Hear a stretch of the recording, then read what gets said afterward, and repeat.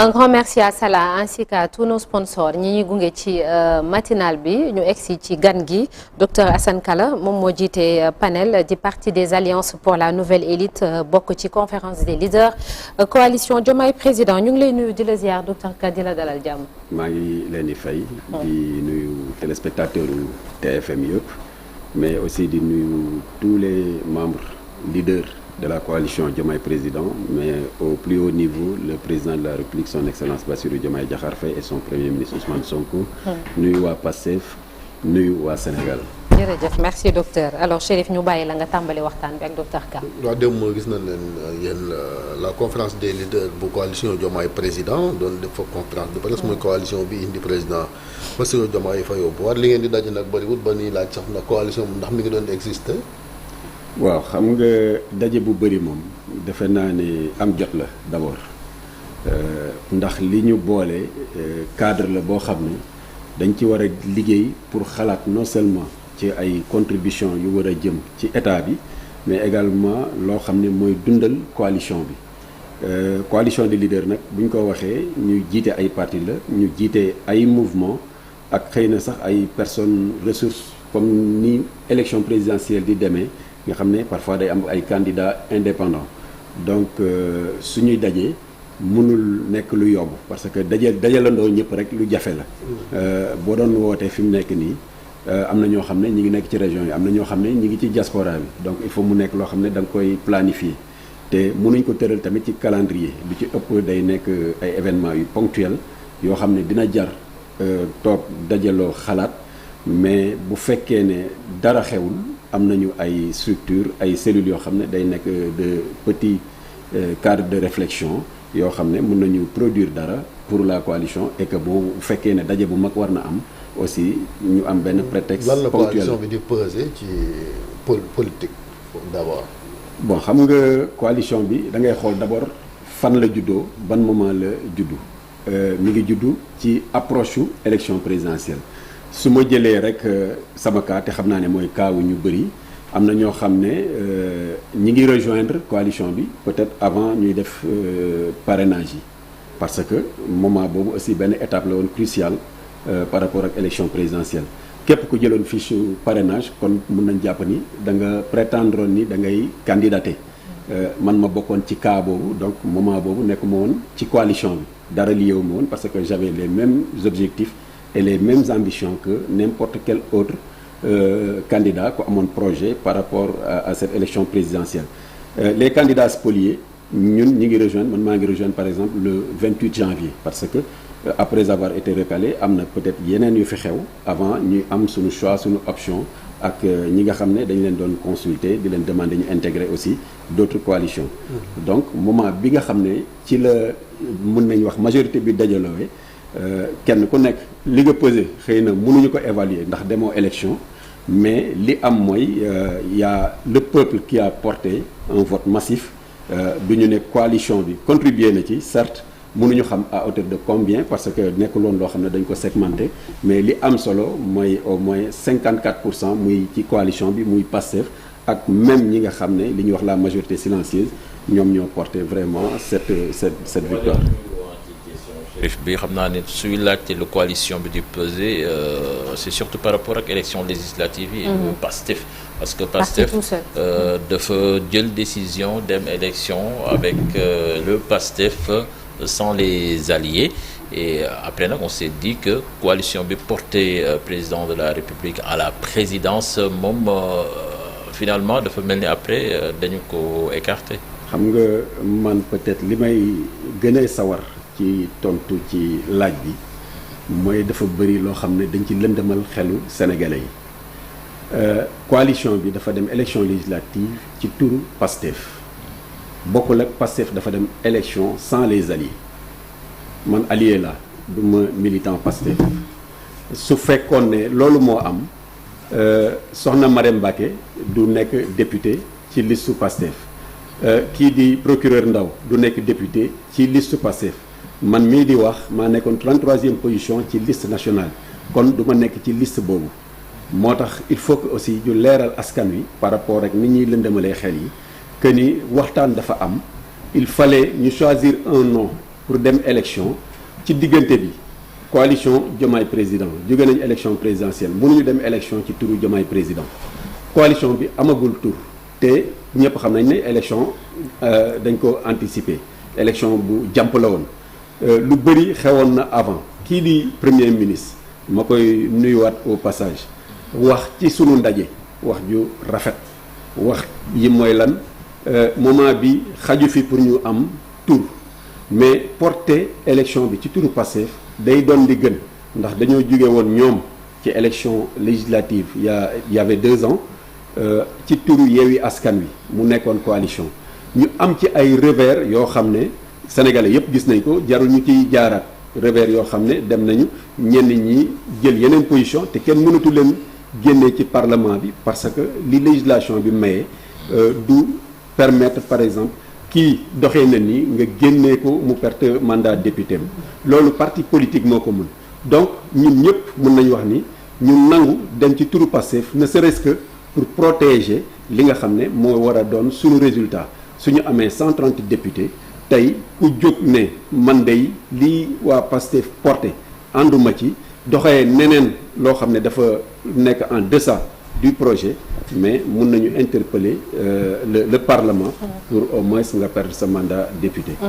Docteur Ka, pourquoi ma dellu si waat ci conférence de presse bi vous avez jugé utile de communiquer maintenant ci période bii nii notamment ci dossiers yi ngeen wax démb bu fekkente ni peut-être opposition presque amatul bu ñu sukkandikoo ci président Pastef li mu wax nee na maanaam desit sax moo fi am pourquoi vous avez jugé utile de communiquer maintenant. waaw xam nga. pour convaincre nit ñi. wala pour leeral xel yi wala pour lan. xam nga bi communiquer jotul. communiquer wuñu woon parce que bi ñu jógee ci 4 avril bi. le 3 le président def na discours soxlawul loolu ñuy communiquer def na beneen sortie soxlawul ñuy communiquer le premier ministre def na sortie soxlawul coalition bi di communiquer. les 3 procureurs génn nañu def sortie soxlawul ñuy communiquer mais bi ñu tolloo ci décitu opposition bi comme niñ ko waxee même comme ni ko premier ministre waxee waaw mais ak ni ñu ko jottalee résidu d'opposition waaw moom sax dafa gentil parce que xam naa ne voilà vous aurez utilisé un mot plus fort waaw mais comme moom suñu kilifa la bu waxee nañ yem foofu mais man peut-être mënoon nañu wax lu gën a néew loolu lu gën a yées loolu mais bu fekkee ne am na même bu fekkee ne ay bribes la yu génn wax te li ñu wax dafa porté par rapport ak askan wi parce que day indi ay jiixi jaaxa ci li nga xam ne moo am ñun coalition bi mënatuñu rester les bras croisés dañu jàpp ni la présidente ci boppam xam na luy rôle am parce que vraiment elle est là la présidente Aïda Mbodj de la conférence des leaders xam na ni moment bi qui est la mère tutélaire matrice même vraiment d'une république nouvelle xam na ni jot na ñu wax mu daal di koy porter ñu daal di jàpp date bi pour génn wax ak askan wi leeral leen ci d'abord ci bilan bi bilan de l'an 1 leeral leen également ci wàllu am communication ci wàllu justice am communication ci wàllu économie donc il fallait le faire et vraiment c'était le moment. est-ce que jàpp nga ne reddition des comptes yoon wi mu jaar baax na parce que yéen a ngi teg pression justice parce que tuumal ngeen gars yi ba condamné leen déjà. ñan ñoo tuumaal gars yi. ak ñan ñoo leen condamné conférence de presse bu ñu ko déggee dem wax ngeen on a parlé de criminels et cetera quoi. waaw mais xam nga da ngay jàpp leen on est une coalition politique dañuy nekk dans notre rôle leeral askan wi sur li xew lan moo xew.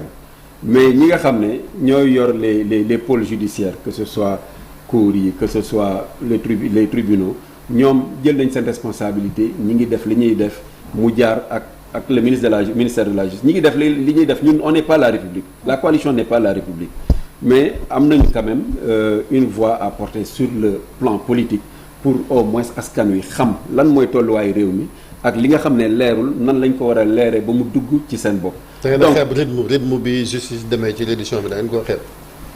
su ma jëloon man sama cas personnellement dama ko xeeb.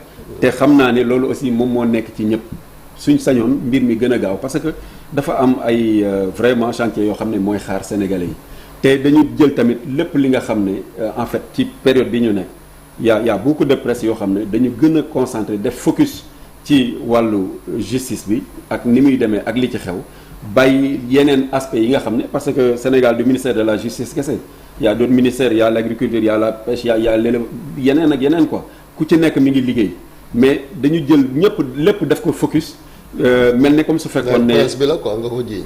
non xam nga soo déggee wax ma presse bi dama ne y a une certaine presse parce que lu nekk am na ñuy wax jëm nii am na ñuy wax jëm na le parce que y a pas une presse boo xam ne c'est une coalition boo xam ne benn baat la benn voix la. mais la question mooy est-ce que en quoi ça entrave l'action gouvernementale. L'un n'empêche pas l'autre maanaam. yoon mën na dox ñu woy tamit di wax ci yeneen yi.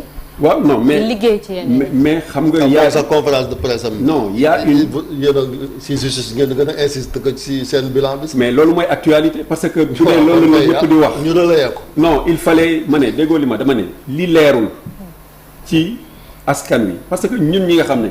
ñoo porté en fait l'action gouvernementale sur le plan de la politique ñun leer na ci ñun bu ma jëlee les militants de Pastef leer na ci ñoom parce que ñi ngi communiquer entre ñoom membre coalition bi kenn ku ci nekk say entité que ce soit parti la que ce soit mouvement la leer na ci ñoom mais ñooñu kese du ñoom ñooy askan wi am na ñi nga xam ne nekkuñ ci parti nekkuñ ci mouvement ñi ngi déglu rajo yi ñi ngi déglu télé yi ñi ngi seetaan télé yi ñi ngi lire journaux yi ñi ngi xam li xew bu fekkee ne ñun jàpp nañu ni la ñuy dugal ci seen bopp leerul mu am ces ni ñu koy waxee ces résidus d'opposants ñëw di dugal loo xam ne mi ngi dugg ci xelu ñenn ñi parce que ñooñu tamit dañu bokk ci peuple bi ci population yi lañ bokk dañu war a am la bonne information bu fekkee ne ñooñu liñ leen di wax ñun ñu toog di seetaan xam nañ ne lii teguwul ci yoon parce que fu nekk la ñuy interpeller ñu ngi ci biir population yi aussi fu nekk la ñuy déggee ay wax yoo xam ne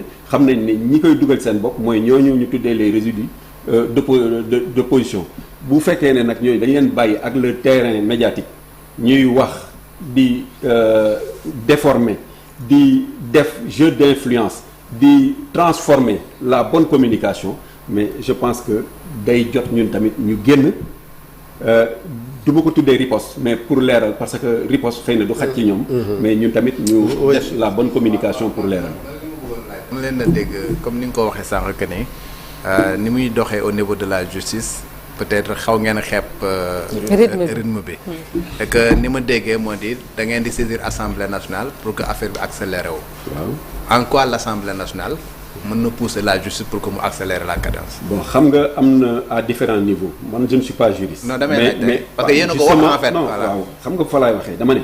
man je ne suis pas juriste. mais à un certain niveau. xam nañ ne par exemple tey OFNAC nekk na un blocage par rapport ak li nga xam ne moom le pôle judiciaire financier bi war a régler. en quoi.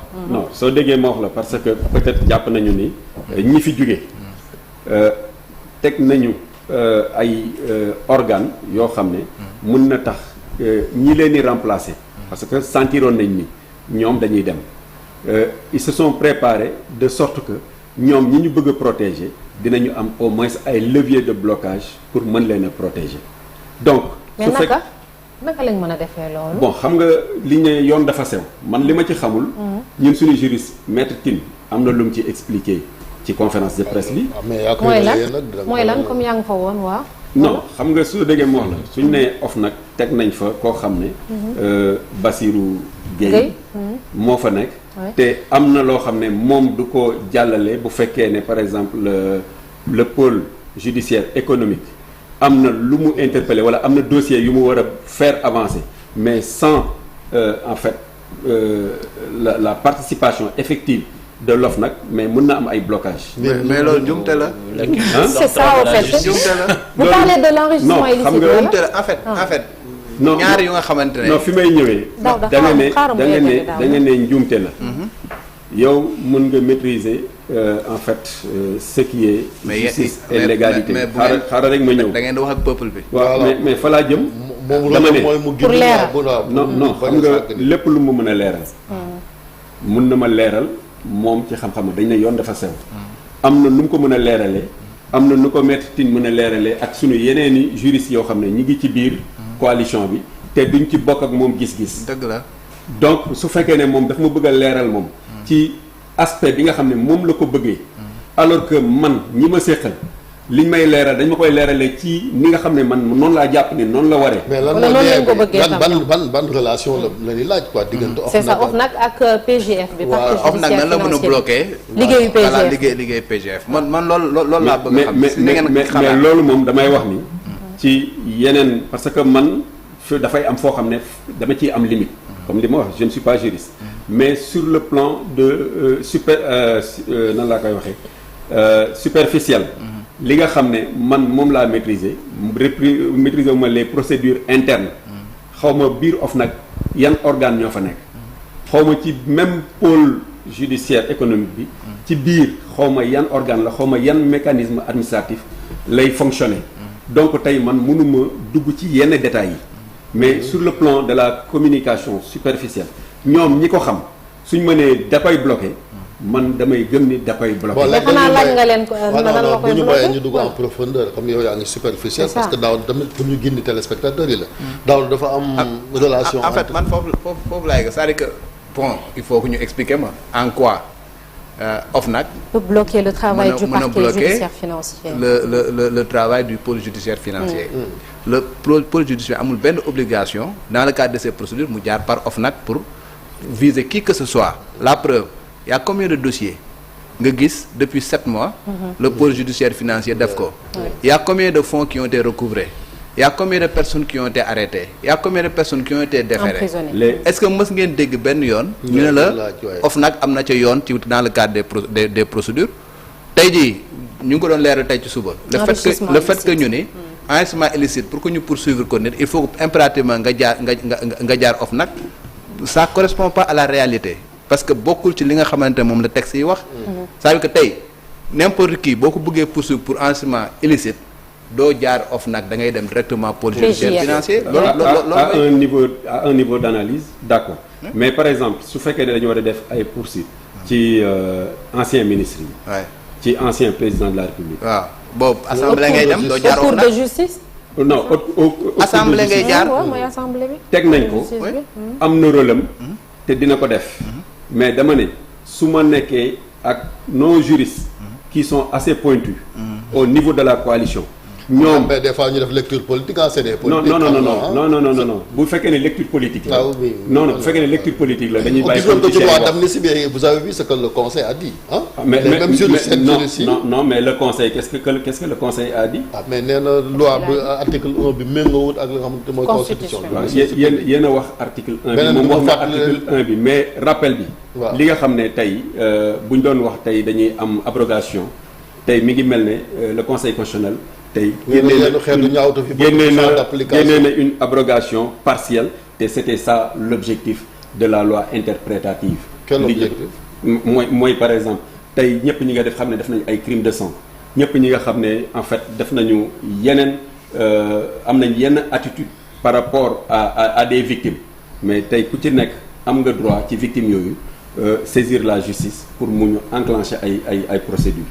donc tey bu fekkee mais soxlawul woon xaar au fait soxlawul woon loi d'interprétation bi pour loolu. non mais si soxla woon nañ ko parce que loi d'amnistie bi dafa couvrir woon loolu yëpp ci kii bi dans sa globalité il fallait au moins ñu am une communication bu leer parce que li ñuy bañ mooy toujours y a ces nan lañ koy wax ces débris d'opposants yi nga xam ne maintenant c'est plus résidu maintenant c'est débris. waaw c'est des débris d'opposants yi nga xam ne en fait kenn mënul fexe ba ñu participer à un débat constructif lépp lu ñuy def mooy nan la ñuy tilimale marche bi nga xam ne le tandem Diomaye Sonko ci la ñu nekk.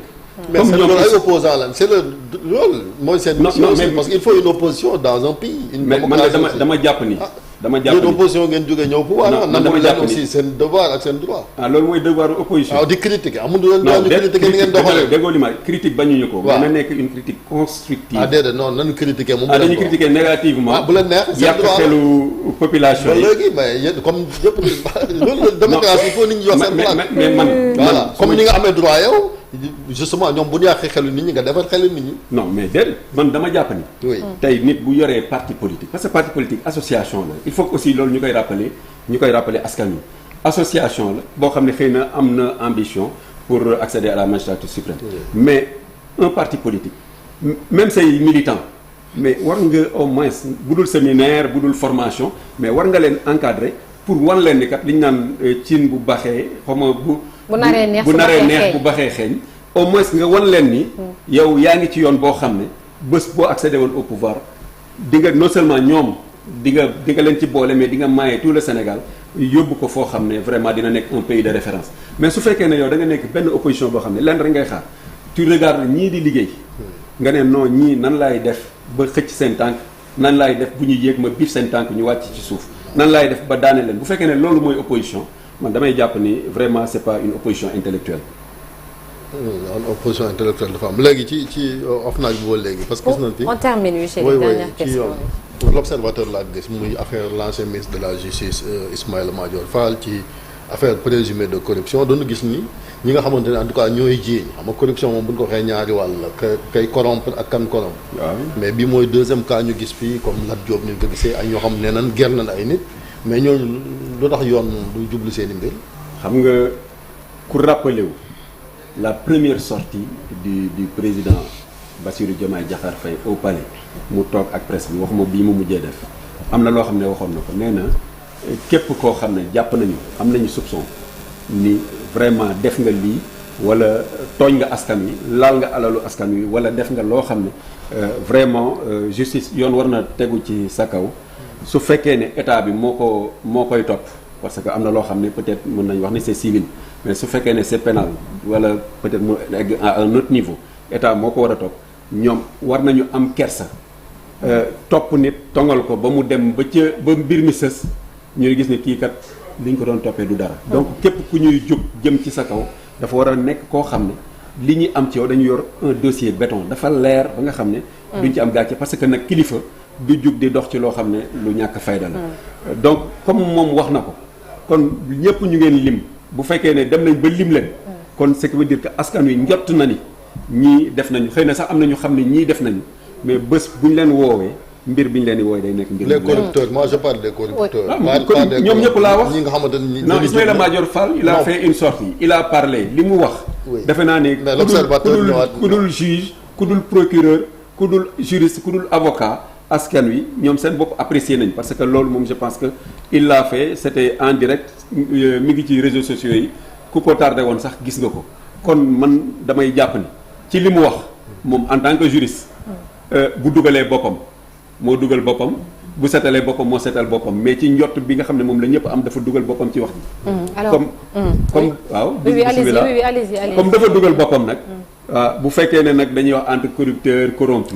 loolu c'est vraiment à la justice d'apprécier. alors très rapidement pour terminer docteur Ka vous êtes membre de l'UNACOIS n'est-ce pas du bureau de l'UNACOIS. oui je suis vice-président. vice-président d'accord ban ci jàppoo. d'accord ban gis-gis nga am ci ñenn ci ñoo xam ne bon ay commerçants lañ comme yéen comme le cas Moustapha Ndiaye mi ñu topp ci mbirum reddition des comptes yeeg alal gu lewul gee ci mbirum Covid bi ceeb beeg yooyu lan moo ciy sa gis-gis. bon foofu moom xam nga nit moom booy wax day ngay wax ci li nga xam. man Moustapha Ndiaye xaw ma ko. je parle en toute honnêteté en toute sincérité. bu ngeen génne woon image am mënu ma leen wax ni kii mooy Moustapha Ndiaye. ah oui. UNACOIS association la. comme ni ma ko waxee comme un parti politique dama ci nekk représenté benn chaîne les commerçants depuis Thiaroye yi nga xam ne fa laa nekk secrétaire général jiite le département de Pikine nekk le premier vice-président de Dakar et le troisième vice-président national donc am na aspect UNACOIS yoo xam ne man mën na ma bañ a concerner parce que nekkuma en profondeur ci secteur commerce je suis pharmacien mais am na loo xam ne su fekkee ne par exemple bu ñu koy traité concerné wu ma comme bi kaaw importation yeeg yenn yi ceeb yeeg diwlin yi su fekkee ne concerné wu ma te ma nekk ci leneen mu am ñu ci nekk loolu dama leen koy bàyyee xëy na la communication bi ciy def ñoom ñoo am relation ak Moustapha Ndiaye boobu ñoom ñoo xam ndax lañ koy toppee leer na leerul ñoom ñoo mën a génn wax ci mais man li nga xam ne xaw ma ko honnêtement du ma ci wax bañ naa ko ba conférence de presse bi ñu ci doon def kenn gisuma fa woon donc ce qui veut dire que nekkul dossier bu ma maîtriser. léegi sa panel bi merci beaucoup ñi ngi jëm ci dialogue ci mois de mai bi lañ jëm dialogue xoolaat système politique bi bokk nañ ci xëy na gars yi ne nan war a rationaliser les partis politiques panel moom suñu leen dégg ngeen bokk ci élection bu mag de. élection ban moo gën a mag ci Sénégal élection présidentielle. waaw panel mi ngi dafa matagul 3 ans déposé na parrainage am déposé na caution am. recalé nañ ko. mais bokk na waaw non xam nga ñi bokk. bu fekkee ne 19 nattee parti de. non bu législative tamit mi ngi ne nga ne mi ngi mais maa ngi ci coalition bi maa ngi woon ci liste législative yi. mais panel kay mi ngi ci biir. te panel su ma nee parti boo xam ne moment bii ñuy wax ma ne la defagul 3 ans kon ce qui veut dire que panel moment bi muy dem élection présidentielle defagul 1 an. ànd nga ci ñu wàññi parti dañ ko war a rationaliser. parce que un parti boo xam ne panel bokkee doo kaas quand même. panel bu ñuy rationaliser panel du bokk ci parti yi ñuy éliminer parce que bu ñu nee représentativité nous on est confiant c'est-à-dire li ñuy laaj ci parti. su fekkee ne ñun panel répondre uñ ci non bu ñuy éliminer je suis d'accord mais on est très confiant. te bëgg nañu ñu rationaliser. moi je suis partant pour ça. dafa war a gaaw merci beaucoup docteur Assane Ka président parti des alliances pour la nouvelle élite bokk ci conférence des leaders coalition Diomaye président dinañ tàggatoo léegi docteur laataa loolu ñu xooli ci l'observateur ak record li ñu xëyee tey.